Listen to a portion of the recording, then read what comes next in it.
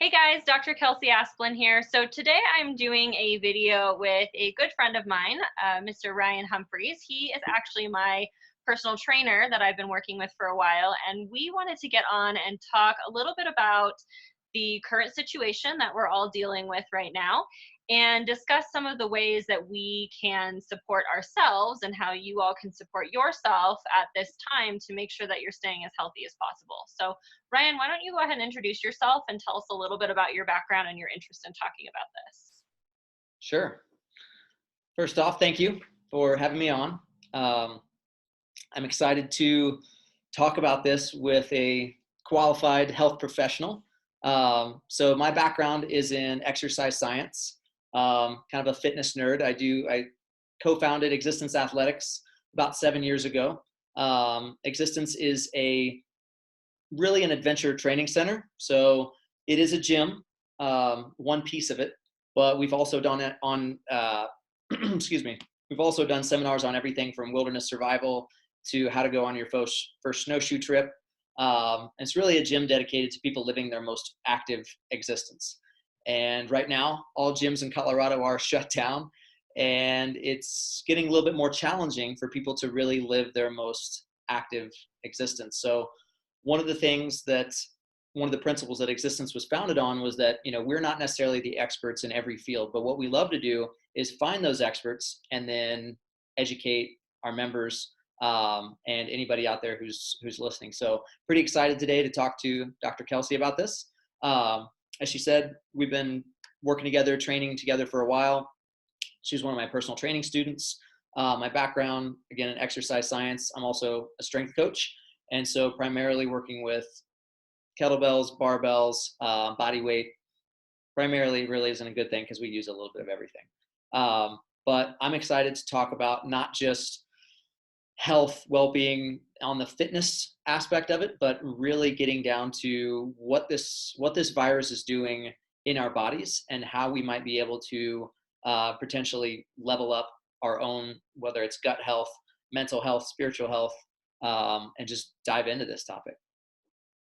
Yeah, so I'm really excited to talk to Ryan about this. I've been putting out a lot of content lately to all of my viewers, trying to just help them understand the basics of immune system response and trying to get out the information that we are getting in real time. I'm excited to talk to Ryan because I'm not the expert in fitness coaching and I'm not the expert in how to survive the world or the potential apocalypse that we're all talking about from a physical health standpoint. And so I also think Ryan has a really interesting perspective and a really open mind perspective about a lot of these things. So we wanted to bring you a video that was just full of intelligent information that we can just talk about this in a very calm place. So my background, as most of you all know, is I'm a naturopathic doctor. I'm formally trained as a primary care provider, but in naturopathic modalities. So we focus more on prevention and on physiology of human condition versus pathology or human disease. And so a lot of the way that I'm looking at what's going on right now is in terms of what was going on in the body ahead of time that set up an environment for this to be a problem, and what we can do to support the body in its innate ability to get through this. So that's my primary goal. So Ryan, what's one of the first things you want to talk about today?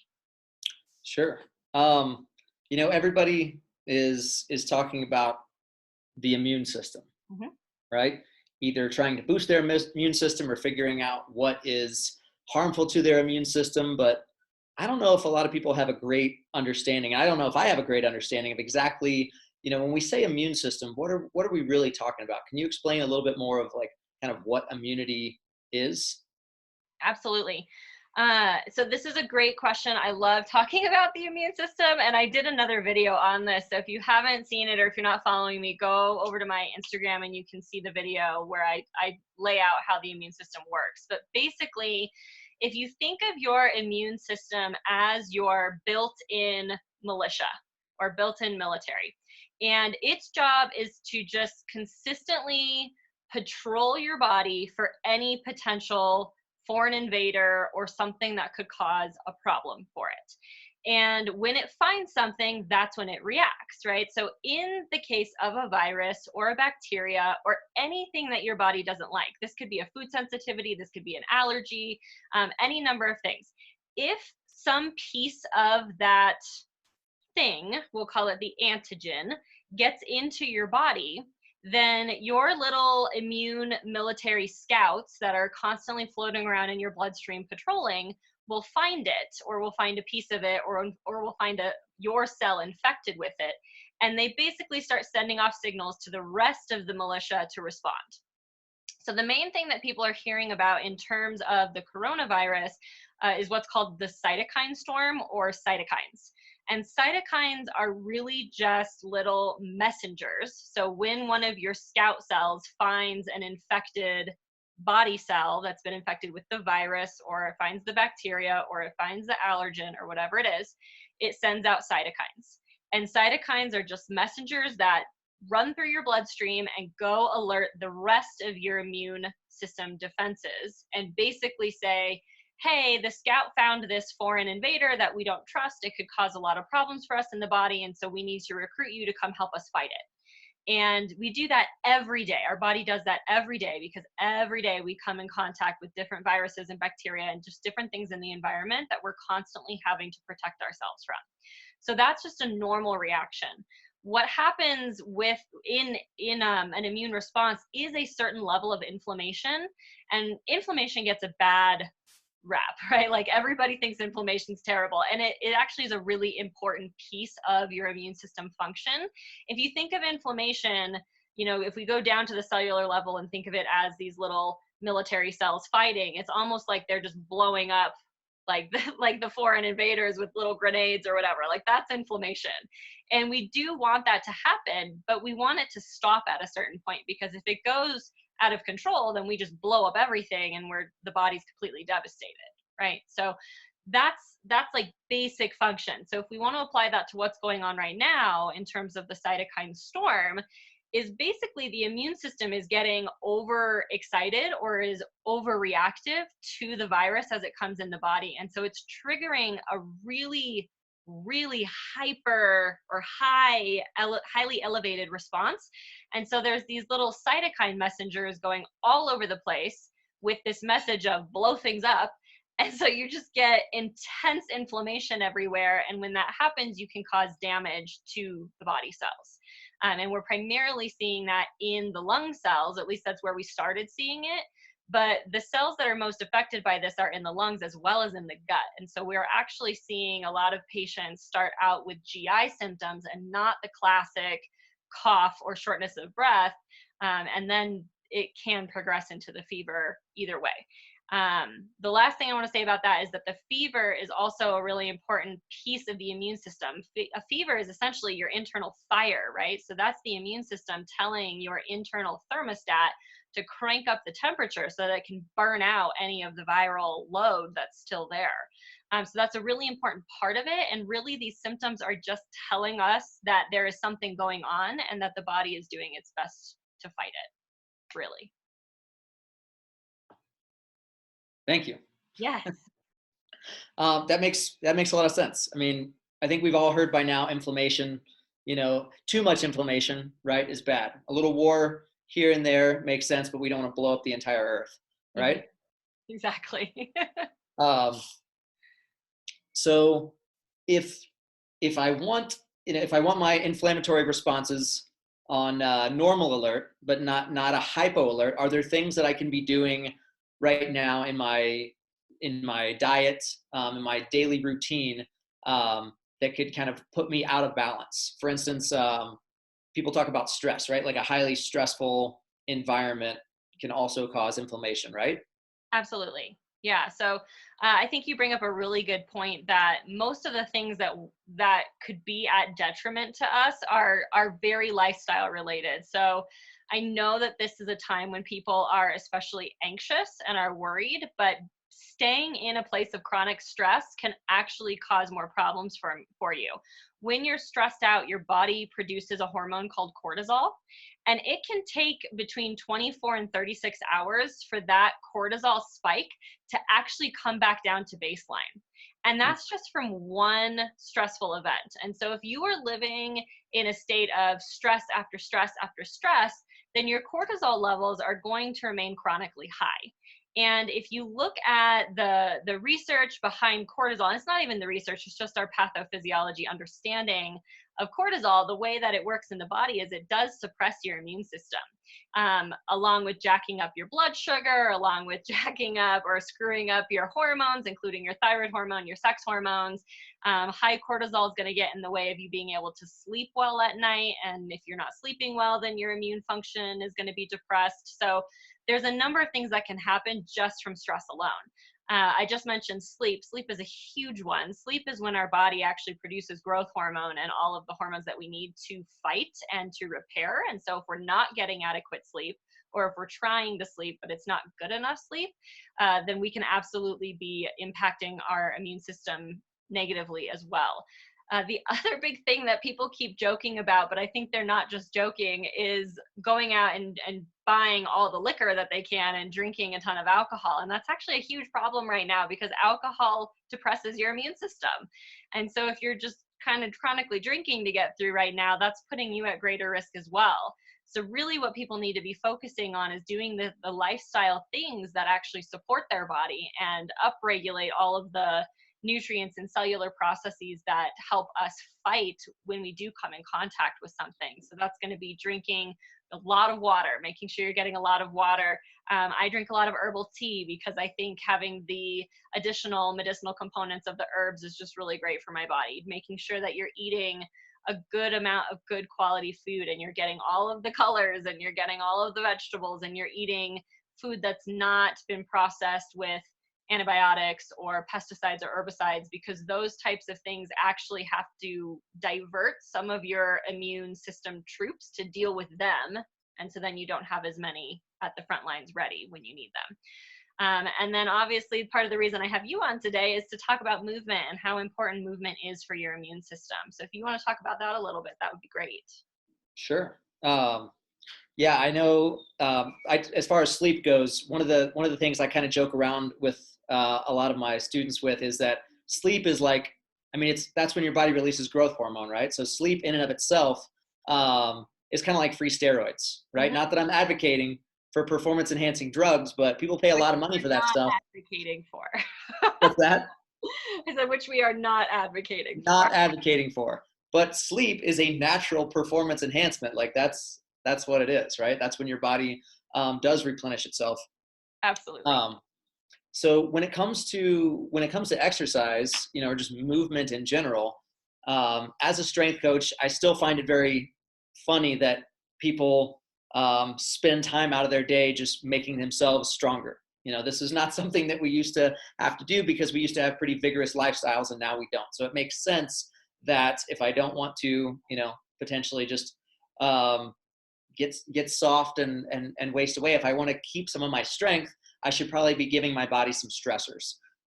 Where, if I was working on a farm, I wouldn't have to worry about that because my body would have enough of those stressors. Mm-hmm. Something that's really interesting with fitness, especially when you apply intensity, some of your viewers may have heard of what's called a heat shock protein, right? So a heat shock protein gets activated when your body gets up to a certain level, a certain temperature. And typically heat shock proteins are only released when you do a very intense workout and you elevate your body temperature, but it can also be released in a sauna. That's why there's so much talk about sauna these days as well. And what happens is if we elevate that body temperature by exercise or by a sauna, we release these kind of heat shock proteins, kind of unlock them, which sets off a cascade of other hormonal things as well as growth hormone. So when it comes to exercise, I mean, one of the things that they're talking about, the coronavirus, they're saying, people who are elderly or already have, another comorbidity, maybe it's type 2 diabetes, maybe it's high blood pressure, maybe it's high cholesterol, maybe it's heart disease. These people are more at risk, right? So one of the things that you can't necessarily do, right? I could go out and I could buy a mask. I can wash my hands. But what I can't necessarily do is improve my lung function overnight. And that's where, just getting a fitness routine, even walking around the block, even, doing push-ups in your house, doing squats, just getting some movement, even yoga, getting your body moving.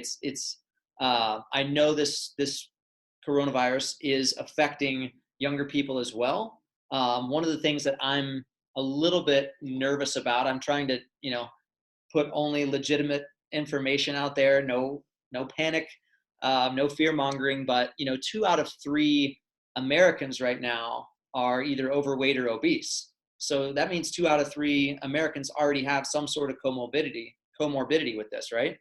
Absolutely. I think that's a really great point. And, and this is not coming from any kind of like opinion that Ryan or myself are making about the population. These are the statistics that the majority of Americans are living with some kind of chronic disease. And we are finding that the chronic disease does put you at greater risk. And again, that's because part of your immune system is constantly having to deal with that disease process instead of being able to be fully ready and fully prepared in case you come in contact with the virus. Now, the one thing I would say as a caveat to that people are highly undervaluing the importance of is, even if you are somebody who you would categorize, or even who your doctor would categorize you as being young and healthy and free of chronic disease or other comorbidities, that does not mean that you are completely safe from contracting this virus. And in fact, you are actually probably part of the population that is most likely to spread it. Because you can still get it, you can still be a carrier of it and not have the same intensity of symptoms. And then if you're out exposing other people, you could pass that on to a significantly greater percentage of people. Yeah, absolutely. We talk a lot about it at Axistence, what we call the threat bucket or the threat scale, right? So you were talking about daily stressors, and fortunately, a lot of people aren't spending a lot of time in traffic right now. That's one positive. But if you get up in the morning and your alarm wakes you up, maybe that's the first stressor of your day, and then you realize that you don't have all your paperwork prepared for the meeting that you have later, and that's an extra stressor. And maybe you didn't sleep well the night before. That's an extra stressor. Maybe you had a couple drinks the night before, which, like you said, maybe lowered that immune system as well. And that's an extra stressor. Now, somebody cuts you off in traffic, and that's an extra stressor. So maybe I'm, 35, 45 years old, and I look, feel, and perform like a healthy young adult, but my immune system might be smashed as far as like my threat bucket might be completely full of these external stressors. So now, if a virus does come my way, then my resources are elsewhere, right? The army's over here. It's fighting battles over here. It's fighting battles over here, and I don't necessarily have the means to take care of the virus. And that's one of the scary things. A lot of younger people are not dying from it, but the number of younger people that are hospitalized, I don't have those exact numbers. I'm not going to throw anything out there, but it's pretty high. It's a lot higher than people think. Yeah, it is. It absolutely is. So I think that pretty much covers like what's going on in terms of immune system and spreading, and lifestyle factors really playing a huge role in this. Something else I really do want to touch on, and Ryan, you can certainly, I know you have a lot you can say in terms of how keeping your body active can play a role in this, but this is really the time where, we're, no matter what part of the country you're in, there's some level of social distancing going on, right? I know there are certain places in the country that have enacted the sheltering in or the shelter in home statute. Some places haven't quite yet, but regardless of where you are, we've all kind of been forced to slow down, right? Like, Yeah.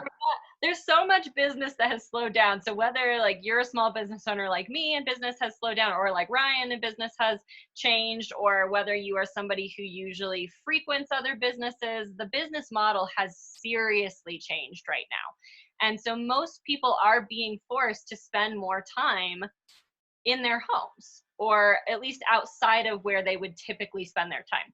And I think there's a lot of anxiety about this. There's a lot of people who don't like staying home all the time, or don't like, where I'm hearing from a lot of people who are having, more troubles with their families because they're not used to spending so much time with their family, and they're running into issues having to reconnect with their families. And this is really a time that I think could be used as an opportunity to work on our level of connection with other people.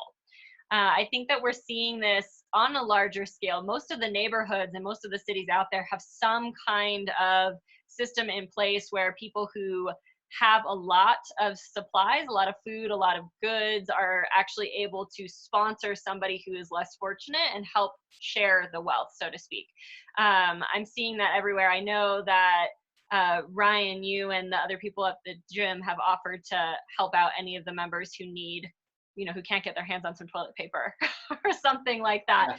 But so I think this is an opportunity for us to really come back to our humanity and help each other in our communities.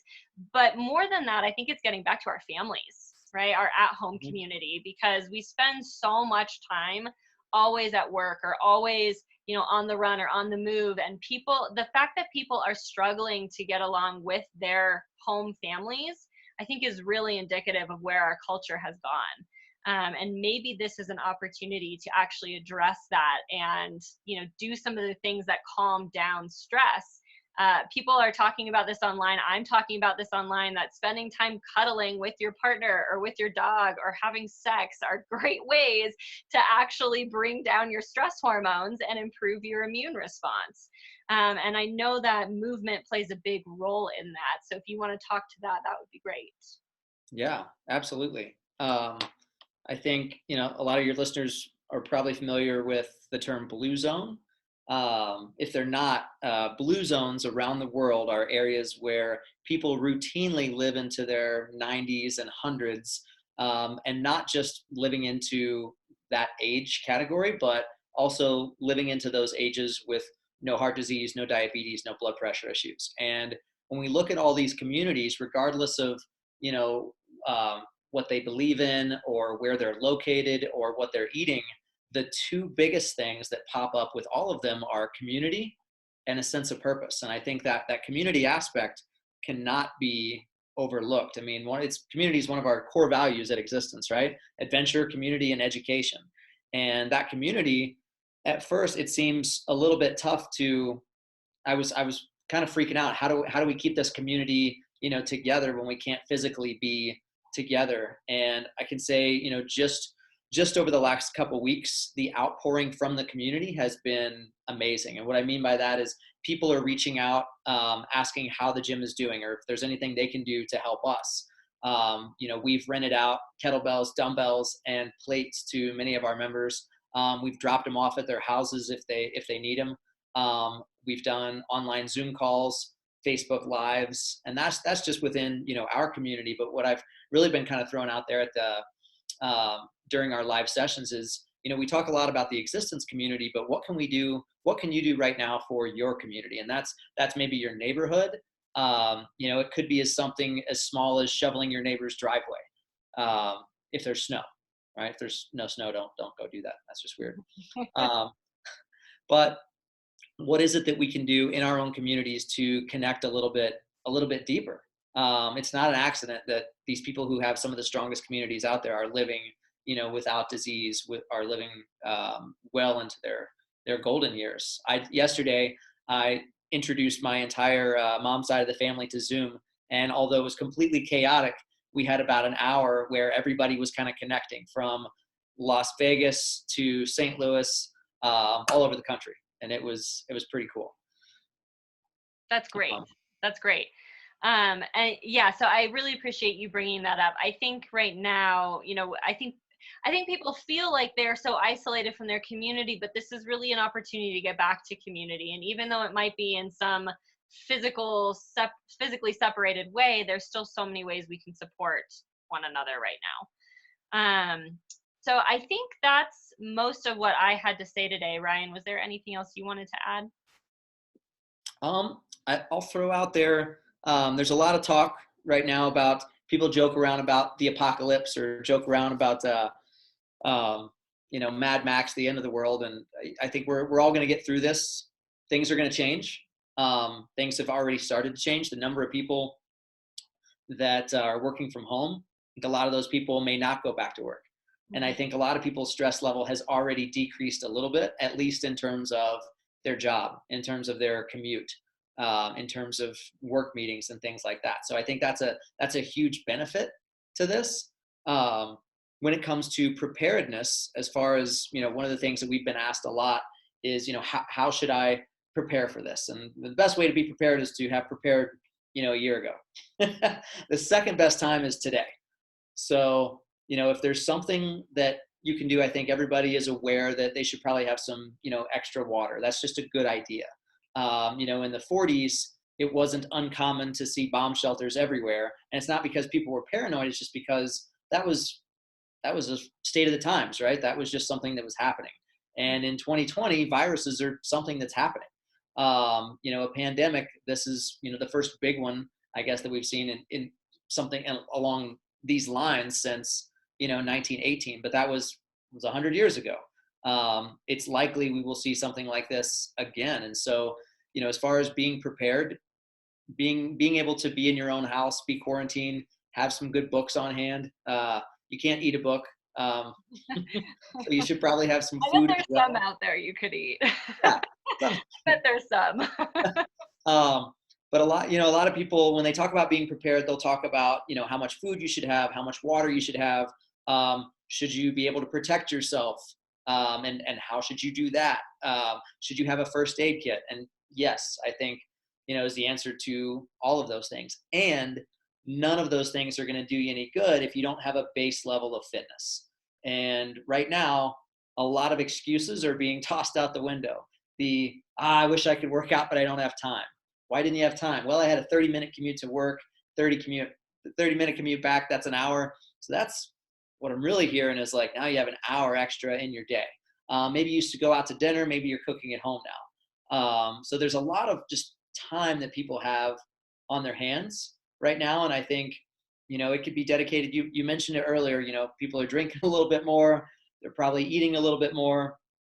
When I was in the Navy, I went out on my second deployment, and it was to this little tiny island in the middle of the Indian Ocean. And they told me before I got there, you can either leave this island a drunk, a chunk, or a hunk. And knowing that, social isolation can cause people to drink more. It can cause people to eat more. Or, you can see that this is not the worst thing in the world and we're going to get through it. And you can make some really positive changes right now today by, learning how to properly do a push-up and, finding, you can go to the Axistence YouTube channel. We've got over 200 videos of kind of how to do exercise. So yeah, I just think there's people have a lot of opportunity right now. There's a lot of time. And I hope they choose good over evil.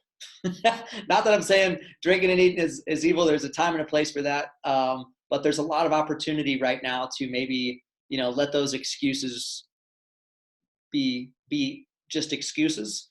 All right. And realize that like, okay, I do have time. There's nothing stopping me. Why not?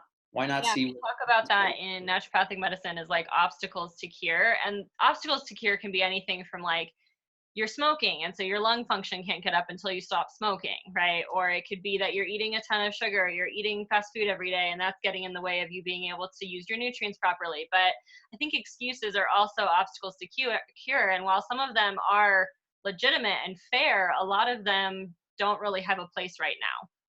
And so like, again, I agree with Ryan. I think this is a time to take opportunity by the reins. Yeah.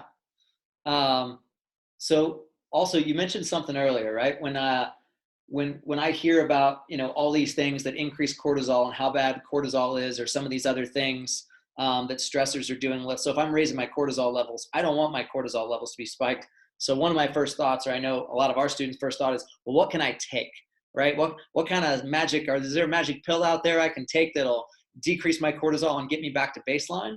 When in reality, like, we probably should be thinking about what it is that's driving the cortisol. And if we know what's driving the cortisol, are there, things out there that would benefit us? Yeah, thank you for bringing that up. So I agree with you. A lot of people tend to go to what can I take? And I think the question is, what can I do? And, cortisol was just one example I threw out. And I think it's really important for anybody watching this to know and thoroughly understand that while I am a doctor, I am not your doctor.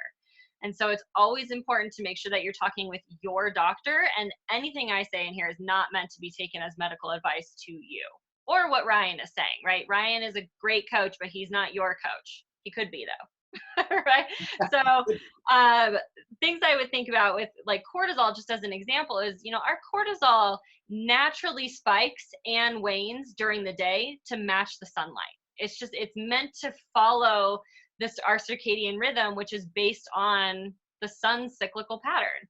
And so doing things just like making sure you're actually getting to bed at a reasonable time, like no later than 10 o'clock. Really, you should be getting bed around 9:30 so that you're waking up with the sun. That's going to help regulate your cortisol levels. Making sure you're doing things very, again, it's just back to basic lifestyle, making sure you're doing things that calm you down, whether that's through meditation or exercise or following an online video about yoga or Tai Chi. Maybe it's reading a book. Maybe instead of turning on TV for hours during the day, maybe it's actually sitting down and talking to the people in your house or calling your family members who you haven't called in a year, or the people that you just never have time to connect with. Doing things like that build community, and research shows that when we are in community, our immune system actually enhances and we regulate all of the hormone systems in our body. A lot of people are asking about supplements right now, and while there are many, many supplements and many herbal remedies that are great at supporting the immune system, none of them have been seen to specifically work against coronavirus. And so it's really important to know that there are things you can do out there that may impact your immune system, but we have no idea how they're going to work specifically with this virus. And nobody can make a claim about that right now. So be also careful of who's out there and telling you that whatever they're selling or offering is going to prevent you catching this, or it's going to treat it, or it's going to cure you, because there's no evidence to suggest that's true right now. If you are interested in trying to keep your immune system strong and supported and well balanced, you need to be working with a professional who's really well versed in the options that are available for you, because what's good for you and what your needs are as an individual are likely different from mine or from Ryan's. And so it doesn't help anybody to put out a mass statement about some kind of like either pharmaceutical or plant or something right now that may or may not be useful for everybody. So make sure you're working with somebody who you have established care with, who can help guide you in that. And if you're working on your own, then I would say, best of luck to you, and follow the recommendations for things that you can find that are just immune supportive, knowing that it may or may not have specificity against this virus.